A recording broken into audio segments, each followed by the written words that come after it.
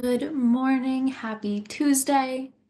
On behalf of Treasury 4, thank you guys for joining us for a cash flow forecasting webinar on tools and strategies for accurate predictions. Before we get started, couple housekeeping things. All audience mics will be muted to reduce background noises. If you run into any technical difficulties along the way, go ahead and pop those in the chat. We have people who are willing to help. Um, Speaking of the chat, if you run into any questions along the way, pop them in there and we will do a Q&A at the end.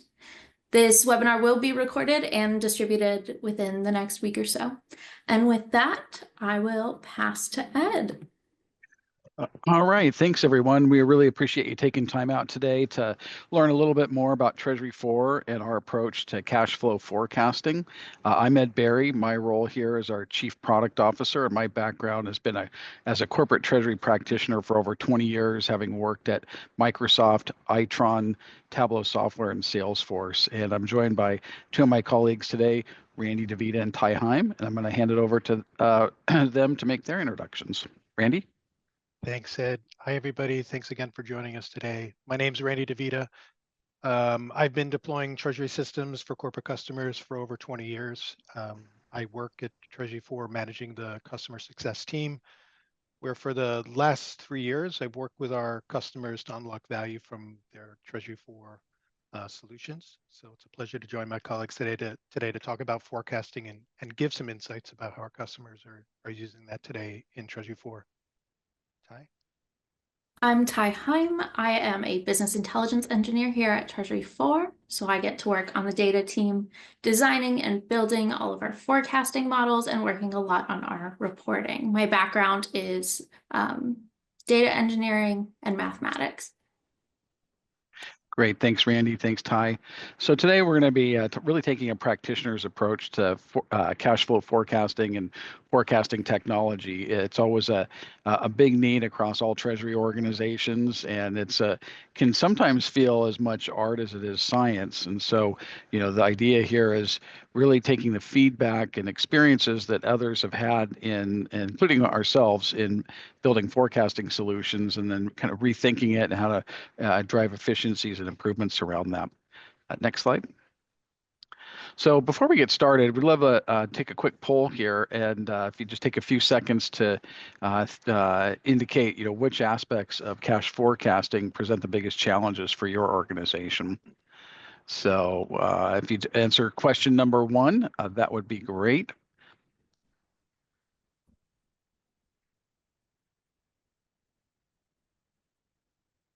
And then we will come back to question number 2 at the end of the today's call. Great. And so while we collate those questions and get the responses, we'll come back and share that. So really some perspective as a practitioner, and I think we can all agree cash flow forecasting is never quite done. It always seems to be a top 3 Treasury issue when all the various surveys come out by the consulting firms and accounting firms and bank surveys and top priorities for corporate treasury teams. It seems that cash flow forecasting is always a top 3 item. It seems that no CFO is ever truly happy with their cash flow forecast, and therefore no treasurer is happy, and therefore no treasury team is happy with it. So we could all say that there's always opportunities to drive improvements around that. And often part of the challenge is the material variance in your forecast versus your actuals. And so that often catches organizations by surprise. And then it becomes even a bigger challenge if you're not leveraging technology and data to learn from those past forecasts and measure those against your actuals to then drive improvements going into the future. So it's always a kind of a work in process, and something that is top of mind to organizations, and something that we can all drive to improve upon. Next slide. So as we kind of think about forecasting and the use of data from a practitioner's mindset, we're really building the Treasury 4 platform to be scalable for our customers so that our solution sets can grow as our customers' need changes.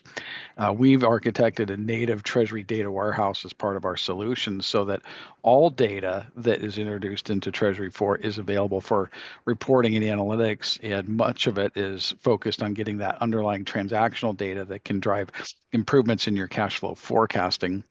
As you'll see in a little bit here, we really feel we bring a distinctive view in terms of transaction categorization and building a hierarchy around that. So ultimately, you can understand each transaction's impact on your operating and free cash flow. And then, as Ty will show, we're also leveraging the newer machine learning tools and machine learning models to drive more precision-based cash flow forecasting against the underlying data that our customers have in the system. And so as we think about really the ecosystem of data out there, it's a pretty big universe that can feel a little overwhelming at times because really a starting point is your data coming in from your banking partners, so your bank statements. And if you have investment products, market investments like money markets or fixed income securities, or if you're using things like InterFi's FDIC insured deposit products, bringing all that in, along with categorizing those transactions, bringing data that for our customers that they might be using in other Treasury 4 modules. And then, of course, ERP data is a key input into all of this. So your AP and AR invoice level data, other supporting data sets, even your accounting FX rates. And then thinking about a lot of the data kind of in that upper left-hand quadrant that may not be sitting in a system of record that can be easily tapped into, whether it's payroll-related data at a summary level, maybe intercompany dividends, maybe tax payments. If you're a public company and you have share repurchase activity going on, how do you incorporate all of that? And so there's just a lot of data that tends to be tracked in spreadsheets, if it's tracked at all. And getting data from the general ledger may not be the best source because typically it doesn't have the attributes of the cash flow around it. And so we really think about the universe of data and how do we bring that data in to our platform and then drive a better forecasting around that. I'll just pause there, Randy, and maybe get your thoughts on, what are some of the challenges that you've seen our customers and maybe other organizations that you've worked in the past in bringing data together for more precision-based cash forecasting? It's a good question, and as you can see from your overview of the data ecosystem, forecasting can get pretty involved. And I think consistently in my experience for customers who are using a treasury solution to produce to do forecasting, almost consistently for whatever they're paying for, they're underutilizing the forecast capabilities. There's a variety of reasons for this, but I'll touch on three of the more common ones, and what all of the most common reasons have I guess in common is data. So I think one of the first challenges that I've seen customers struggle with is just getting the data. It's difficult to predict the future without having the history or having the past. And traditionally in a treasury solution, it's taking weeks, if not months, to directly connect to the banks for the activity. And then once a customer is connected to the bank, it's kind of like every day taking a bucket of water and throwing it in an empty pool. So it takes time to build the history. Our approach at Treasury 4 is a little bit different in terms of we focus on day one, onboarding our customers with a one-time load of banking history, whether it's the history that's entitled via API at their banks or the history that the customer has for themselves. And we get that imported into the system. We've seen customers here at Treasury 4 onboard banking data up to 2 years of history within 2 days. So the impact is you need to get that history into the system, but it's not enough relative to the second challenge that customers have. I've seen customers have is it's not enough to have the data or have that history. You need to enrich the data. So having history isn't enough. You need to enrich it so that it has context and it has meaning. Traditionally, I've seen customers constrained by only being able to put in maybe 1 or 2 categories on a transaction. Our solution, as Ty is showing here, a couple things I would say. One, it gives our customers the ability to find their corporate categories, but within a framework that's aligned to a direct statement of cash flow. So you're able to say, hey, I have cash flows that are associated at the most high level class. Is it operational cash flow, investing cash flow, financing cash flow, all the way down to the most granular sense, what GL, offset GL does it belong to? And the solution when we're deploying it for customers is predefined with hundreds of business definitions or rules. So customers, as soon as we're loading in that historical data, the transactions are automatically being categorized. The categories we find our customers will update or add to, and the rules they'll tweak. But the system comes predefined with the categories and the rules in order to build a process to automate the enriching the data. The outcome being a customer not only is loading in history, but they have meaningful history. And I would say the last a challenge that I've seen is it's not enough, so to speak, at least particularly with the customers we've been working with, to get history and to make it meaningful, but they want to adjust the data. So our customers want and need the flexibility to add forecasts to the system, or edit the forecasts in the system, or even and Ty will sort of walk through this as we go, is, hey, for those actuals that I've integrated, there's some actuals that I want to ignore. I don't want them to be included in the model when we're calculating predictions in the future. So just the ability to adjust the data, and even as Ty will sort of navigate, having a tool not only to sort of get the history, enrich the history, adjust the history, but a reporting or analytic platform that allows customers to configure and to customize the views of the data, so they're able to kind of generate for themselves a stronger view of what they see is going to happen and consume the data. That's great. I think about categorization in my own experience working in other treasury management systems, and most recently when I was part of this treasury team at Salesforce, which is an organization that is exceptional at cash flow forecasting, and they really look at everything in the context of how does this transaction impact operating cash flow and free cash flow. And so it's kind of thinking through some of the challenges we had there in being able to take the underlying banking transactional data and roll it up accordingly to then understand the impact of operating or free cash flow as an example, and how we were tracking on an actual basis versus the forecast for a given quarter or the full year. And so that concept of categorization not only is allowing you to put a user organization to put their own business definition around every single inflow or outflow, but as you said, align it to the statement of cash flows, not only from an actuals basis, but then leveraging that same view in your forecasting approach. And so, I think it's a really foundational building block as we look at forecasting. And then, of course, the history. I think that's one of the things, just to tie in another technology that's enabling corporate treasuries, is API integration with banks, and how that can, depending on the bank, allow you to get a substantial amount of daily historical account balance and transaction activity. And as you said, kind of have a full pool of data to start with, and then add it to it on a go-forward basis through those integrations. So. Thank you for. And I would just say real quick, what's good about sort of loading in the history, and Ty had shown it before, is just having those rules predefined, so that as soon as you're loading in that history, you're being presented with enriched data that you can choose to adjust, update, or tweak. But the effort to do it is the system is already configured to automate these rules. It's just a case of tweaking as you go.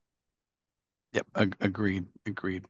All right, so now we're going to kind of get into the heart of the discussion today, and where Ty is going to demo our cash flow forecasting analytics and dashboards, but really think about the aspect of data and being able to bring more and more data, especially underlying transactional data that may lead to or will lead to a cash event on a bank account at some point in time in the future.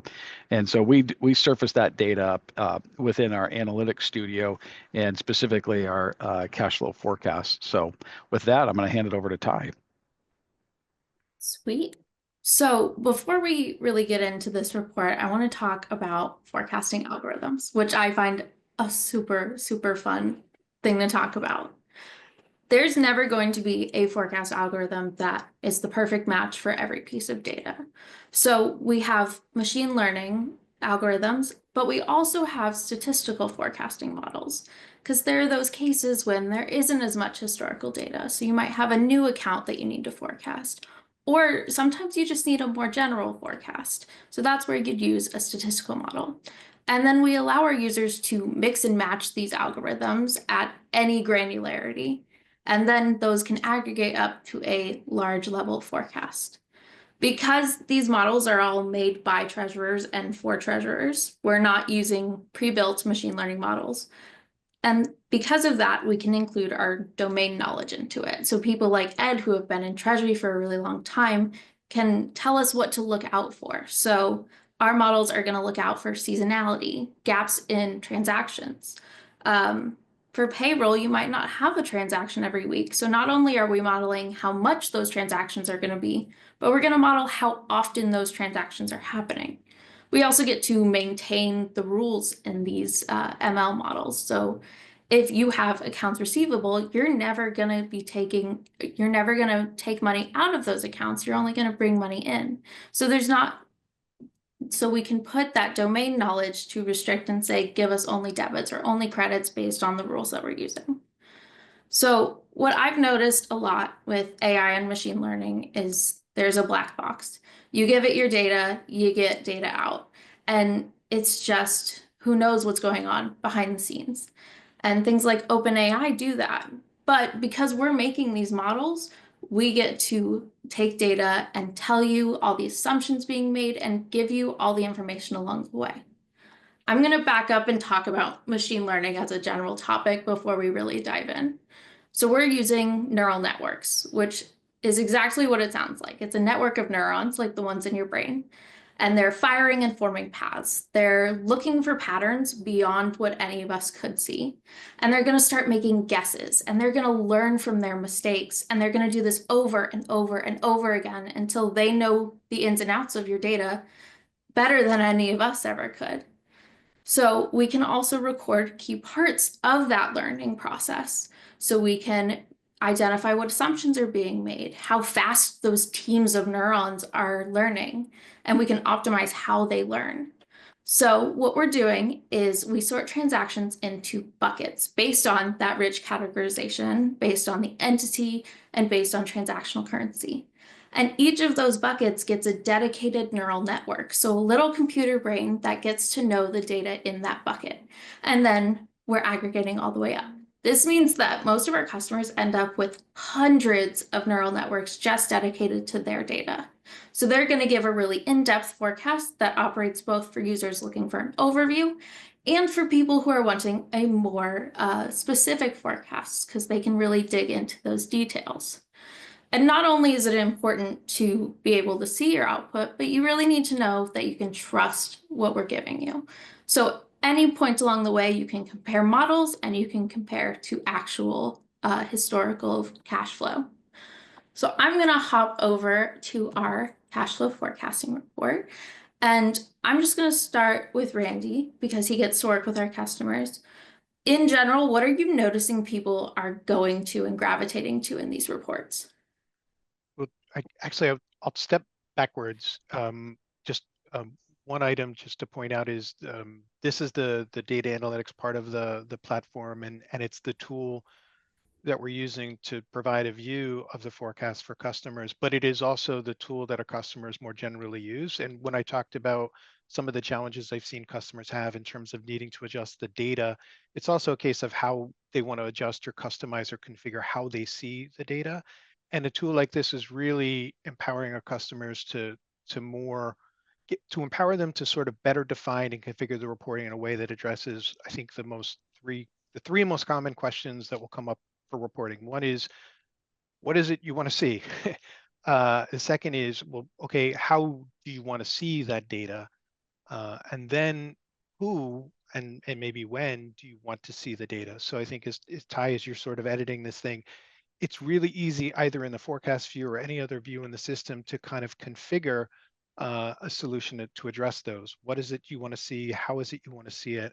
And even to configure it so that you're able to schedule these reports to be exported, emailed, distributed to other users throughout the organization. Yeah, and I think that's super powerful because on top of that, you can not only schedule these reports to get distributed, but you can set alerts. So if you're looking at an account hitting zero that you need to fund, you can get an email whenever that's going to happen. Or every Monday, your forecast extends by a week, and maybe you just want to see that first thing in the office on Monday morning. It's nice to get So emails. it is nice to get emails. And along the way, we are an open data architecture, so you can see your underlying data at any step of the process. We're not going to show you numbers without telling you where we got them and all the information we have on them. So you can export at any level. So let's dig into a specific bucket of forecasting to see what this is kind of looking like. So here you can see in this blue shaded area, that's our 13-week forecast. And we have both the machine learning and the rolling average models forecasting this data.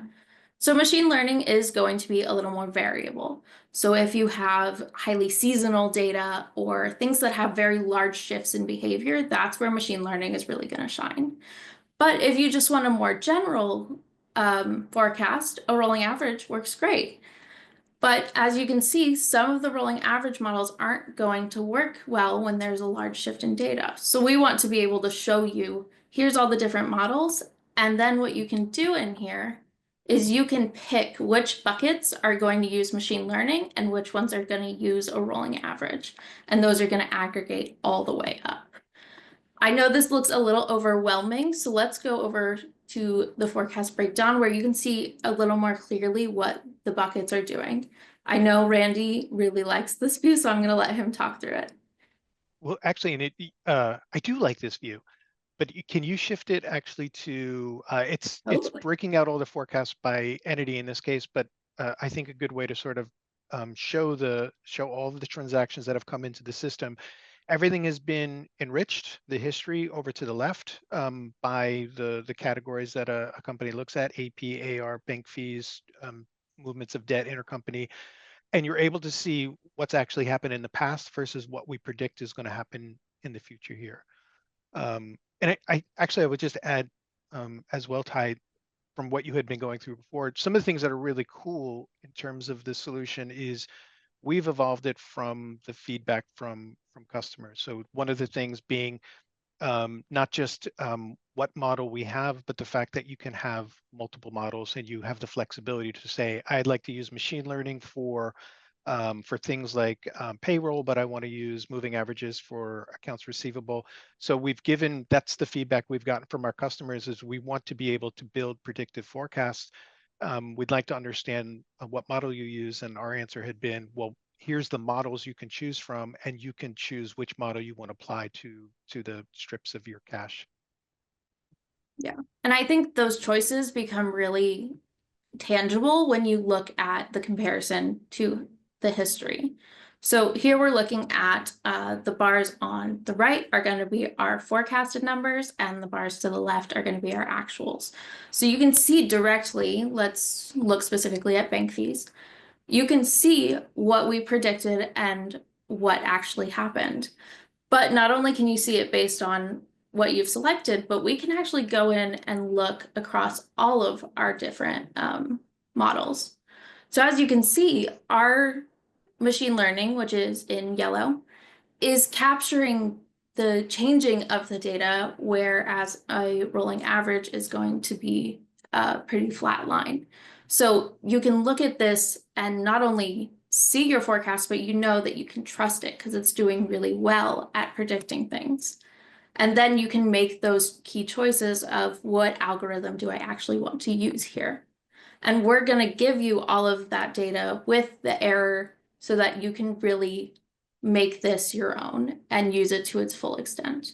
But if you're not a power user, it's also available just out of the box to use a machine learning or a rolling average across everything.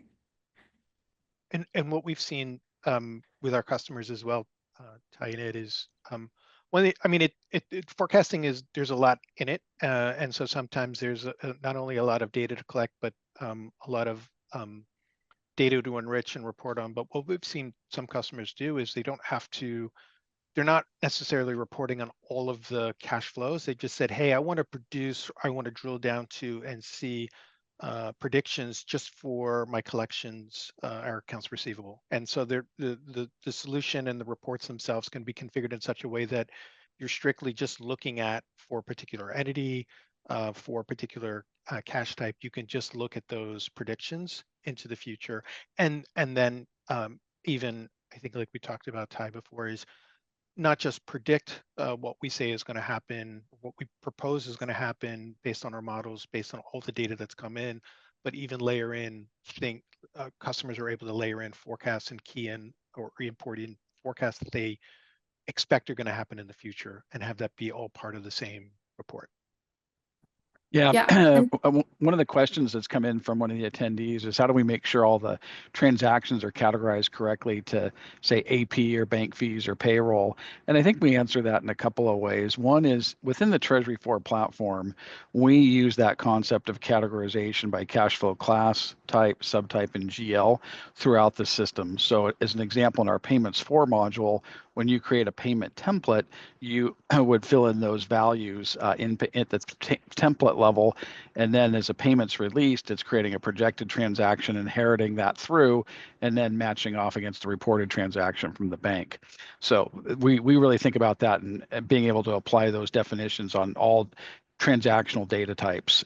The other thing is when the categorization rules are run against the reported transactions from the bank statement, those rules are only as good as the underlying data that's being provided by the bank in that data payload. And so we still enable our customers to be able to go into a transaction and manually override the categorization if needed to get the right definition put around that. Yeah, that is, again, you could say a little bit of manual effort, but hopefully those are kind of one-off transactions. The other thing that can be done in the system is that with the use of projected transactions and reconciling those against the reported ones, if you have a batch debit, say for your AP payments, you could put in all the underlying individual transactions as projected transactions, categorize those, match them to a single reported transaction on the bank statement, but still drive your reporting based off of that underlying transaction detail that makes up that batch. So there's not a straight single answer for all of that, but it's really a combination of approaches to get that right definition for every single transaction that's coming in on your bank statements. Ty or Randy, anything you want to add on to that? Yeah, I think that's what makes this forecasting so massive, is that you can go in and add those projected and forecasted items. You can exclude one-time transactions. So not only do you get a forecast out of it, but if you have any behavior outside of your patterns, you can add it in to make your forecast even more accurate. And then it's going to learn off of those projected and forecasted items as well. Great, thank you.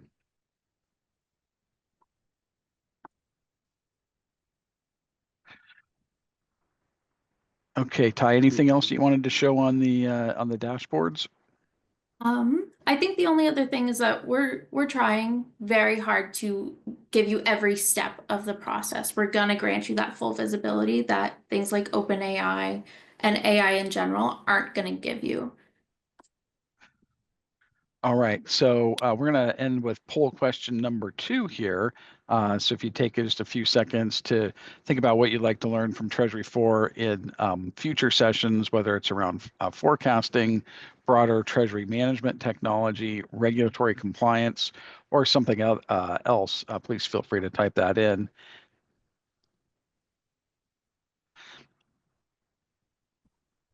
And then we're going to go through just some questions coming in from the audience here, from the attendees. So, one of the other questions, I think it's a follow-on here to making sure the accuracy of your categorization.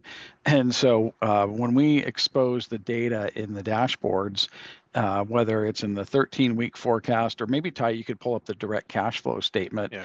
And the question is, how do we know that the categorization is right for every transaction that's coming into the system? And so when we summarize that data, as an example here in the direct cash flow statement, you have the ability to drill down from cash flow class to cash flow type to subtype, and then any value that you click on in here, once you click on that total or subtotal, down below, it will give you a filtered list of all the transactions. So you can quickly review all of your transactions that are making up that particular total. And if something was off or incorrect or needed to be adjusted, you can click on the hyperlink and then go back to that transaction record, adjust the categorization, save that in the system, gets saved, and then it refreshes in your dashboard. So we see a really potential here to leverage some of the newer technologies coming out in the year ahead around maybe suggestive categorization based on your historicals. And then really one of the other things to think about that our customers ask us is, how much effort is it to create, your categorization, to seed this data? And so our team here is we work with the different banking institutions and bring their data in. We're building up a library of the values that they use to represent certain transaction types and understand their data payload. And we're building that library up so we can seed it into each customer's environment and therefore speed up the process. So once those categories are kind of base set of categories and rules are put in, and we've started loading in a customer's historical data, which we could actually do not only through APIs, host to host. We'll be supporting Swift here in a few months. But also we have customers that log into their online banking portals and generate out a historical statement for all the data that's available, whether it's in BAI2 format or CSV format or other banking data formats. And we want to bring all of that history in. And then with your pre-seeded rules, then it's really a matter of just iterating and working with our customer success team, with Randy and his team, to iterate on those and adjust the rules as needed. And so the idea is that you're leveraging the system to do as much of the work as possible and really just dealing with exceptions there. Another question coming in from an attendee: can the forecasting module work with any TMS vendor or just the Treasury Treasury management system? So right now we have not brought in data from any other TMS vendor. If that was something you were interested in, please feel free to reach out to me or Randy, and we'd be happy to have those conversations. But so far we've been bringing in data from the banks directly for our customers, or other source systems and source files. And a couple of other questions here. I'm seeing, what tools, technologies, or processes have you found most effective in improving cash forecasting accuracy and efficiency? And I think it really goes back to the data and your ability to categorize it and bring in not just your historical data, but then thinking about those projected transactions, anything that's in flight, forecasted transactions, and being able to land that data with the same definition around cash flow class type, subtype, and GL. Randy, any thoughts on that? I guess I would just reiterate what you had mentioned before. I don't think it's ever, and I think it's generally the case, people understand, is it's never one thing. It's a combination of processes. So there's the idea that we have a framework where we're categorizing the transactions using rules that are automated, but that can be updated or administrated by a customer. But the reporting views help facilitate making adjustments to some of those rules and giving the feedback. And then in addition, just the ability to be able to reconcile projected items helps clear up some of the edge cases where you might have, as you pointed out, like a batch payment that's going to have 50 different ways of categorizing it, and you're able to sort of reconcile it with the projected items and inherit those classifications, basically to allocate the one batch number. So I think it's a combination of things intended to drive having 100% of the transactions that are in the system be representative of basically the cash categorization for the company. Great. Another question that's come in from one of the attendees. You mentioned that ERP data is one of the key inputs into forecasting. Which ERPs do you offer native connectivity with? I think native API. We're building integrations with NetSuite as our first ERP integration, and then we'll add others such as Workday and Oracle into that. We use NetSuite ourselves as our own ERP system, so we get to be our own development environment and sandbox. But that's a key input, really, and thinking about your ERP data from AP and AR, but also other data that's in there, like your accounting FX rates. We bring those in now for our customers so that you're doing the same calculations as if, against when you do your equivalency calcs is what you would calculate in your ERP system. We'll also be bringing in the chart of account definition so that you can use that in the categorization rules as an example. So great question. ERP is really a key data source to drive your forecasting. All right. Well, I don't see any other questions coming in. We hope this has been helpful for everybody that's attended today and was about a good use of your time. If you have any other questions, please feel free to reach out to us.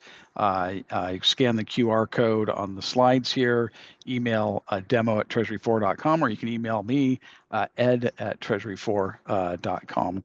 And always happy to answer any questions.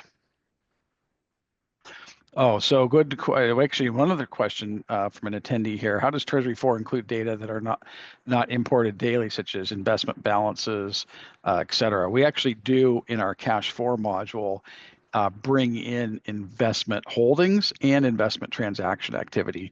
So we have pre-built integrations with several money market trading portals, including BlackRock Cash Matrix, Goldman Sachs Mosaic, and JP Morgan Money. We are planning other money market portal integrations this year, dependent on our customers and who they're working with. We also bring in fixed income holdings, custody holdings and brokerage holdings from US Bank, PNC, Morgan Stanley, Goldman Sachs. We're adding other integrations. And now we're starting to build out, or in addition, we bring in data from a couple of investment accounting platforms that are out there. And Ed, I would just add, sorry, just as I'm reading the question as well, is there's a number of integrations that we support in an automated way, but definitely we have customers where we're not obligated to make the connection to the bank for a subsidiary. We have the ability to just take a file from the bank or a CSV or some sort of digital file of balances and or transactions and upload those into the system every week, every month, or something like that, so that our customers are able to complete a picture of liquidity for accounts that they may not need to or want to connect. Another question here, does Treasury 4 store data outside of the US? We have not yet had a customer ask for geolocation of their data into a different zone. So Treasury 4 is built on the Microsoft Azure cloud. And that was due to the potential to need to be able to store data into different regions.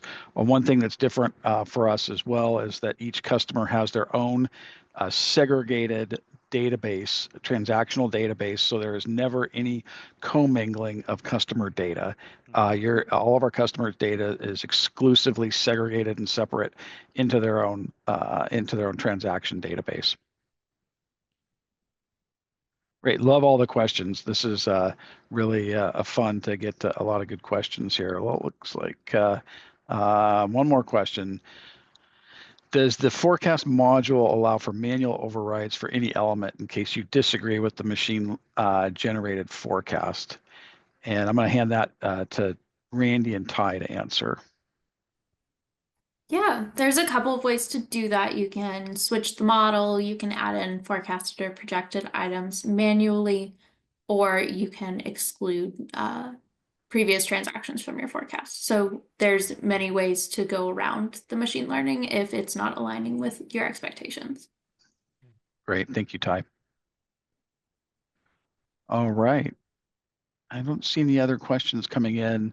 I really appreciate the questions from the attendees. And if anybody would like any follow-up, please feel free to reach out to me or to Randy. I would love to continue the dialogue with you. Oh, one more question. What kind of mechanisms exist to automate the forecast versus actuals and drivers of them? I don't know if we drilled in on that, Ty. Did we do that, showing the snapshot? For comparing Yeah, actuals and forecasts. Yeah, we can yeah. go look at that. You can go back to our forecast report.